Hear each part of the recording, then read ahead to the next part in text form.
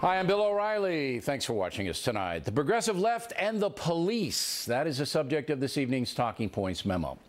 There is a mini crisis brewing here in New York City. The NYPD is so angry over anti-police demonstrations and the recent assassinations of 2 New York City police officers that they are engaged in a work slowdown. Arrests for minor crimes in the last part of December way down. Add to that the fact that thousands of New York City police officers despise the mayor, Bill de Blasio, and continue to show disrespect by turning their backs to him. This despite the fact that Police Commissioner Bill Bratton asked his officers not to do that. At yesterday's funeral for murdered police officer Wen Lu, thousands of cops defied their boss and turned away from de Blasio when he spoke at the service. Now, for those of you who don't live in New York City, there's a bigger picture. And that is that the progressive left believes the American justice system is unfair to black people. There's no question that African Americans commit crimes way out of proportion to the general population. The real question is why? According to analysis done by a Wall Street Journal columnist today, blacks make up 14% of the U.S. population but account for 47% of all police killings. Based upon FBI stats, blacks are almost 6 times as likely as non-blacks to kill a police officer. That's why the cops are more defensive around blacks, especially young black men. The police themselves feel threatened because the violent crime rate among young African American men is so intense. Thus, policing in the inner city neighborhoods is far more difficult and confrontational than policing in white neighborhoods. The fact that African Americans commit crimes way out of proportion to the general population is the tipping point in the police controversy. But the left will never acknowledge that. Instead, excuses are made. According to some, the historical oppression of the African American community is the root cause of violence, not individual behavior. Also, many on the left believe the American police are the guardians of the oppressive justice system. They prop it up. Apparently, that's what Mayor de Blasio believes, that there is injustice among his own police officers. He even told his own son, a mixed-race teenager, to be careful around the NYPD. That point of view that the left is putting out there, saying the police are instruments of oppression rather than a protective force, is causing outrage on the part of the cops themselves. Any fair-minded person can understand that. It's easy. If young black men are killing police officers at a rate 6 times higher than other American groups, the cops are going to be wary of them. Then you add to that the fact that the progressive left in general doesn't want to punish many crimes. Activist Russell Simmons told me right here on The Factor, he believes selling heroin, meth, crack, and other hard drugs is not a violent crime. Mr. Simmons thinks incarcerating people for dealing drugs is oppression. Is selling heroin and crack on the street a violent crime?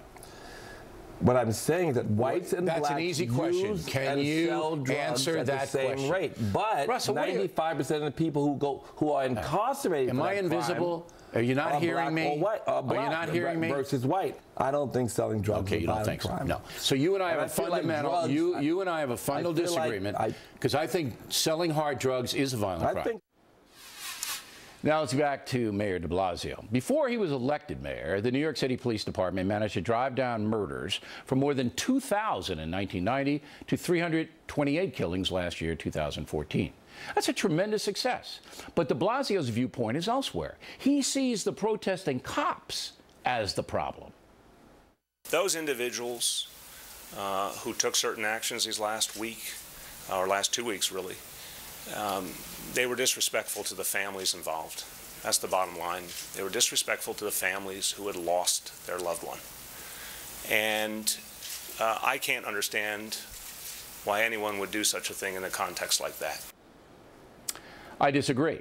The police who protested de Blasio's presence at the funerals were sending a valid message. The fact that they attended the funeral showed their respect for the families. But they don't have to honor anyone at the service, especially someone who's putting their lives in danger. Don't believe me? Listen to this. Less than 24 hours after officers Lou and Ramos were murdered by Ishmael Brinsley, who committed suicide, 18-year-old Devin Coley posted a picture on Facebook of a man shooting a gun into an NYPD car. Coley was arrested, now facing a felony for making a terroristic threat. The Brooklyn DA asked for $250,000 bail because Coley has a long arrest record and is an alleged gang member. But Judge Laura Johnson ruled there should be no bail at all, nothing, despite the fact that Coley is facing charges including assault and criminal possession of a weapon in a previous case before the terroristic threat on the cops. The NYPD is furious, as it should be. Judge Johnson had to be reappointed to the bench by New Year's Eve. Most of us felt she had no chance after that outrageous decision. But Mayor de Blasio did reappoint her, symbolically spitting in the face of his own police department. And de Blasio wonders why these men and women are turning their backs on him? Why they despise him? You reappoint a judge that grants a thug no bail after the man posts a violent threat against cops in the wake of 2 assassinations? No sane judge does that, and no responsible mayor condones it. A little later, Megyn Kelly will analyze the bail situation for us, but Talking Points believes Mayor de Blasio does not respect law enforcement, has directly insulted each and every member of the New York City Police Department, and should resign his position. There is no way on this earth the mayor is ever going to command respect among the vast majority of the 35,000-member police community here in New York. There comes a point when ideology becomes so damaging to a society that it has to be stopped. Mayor de Blasio is as left-wing as they come.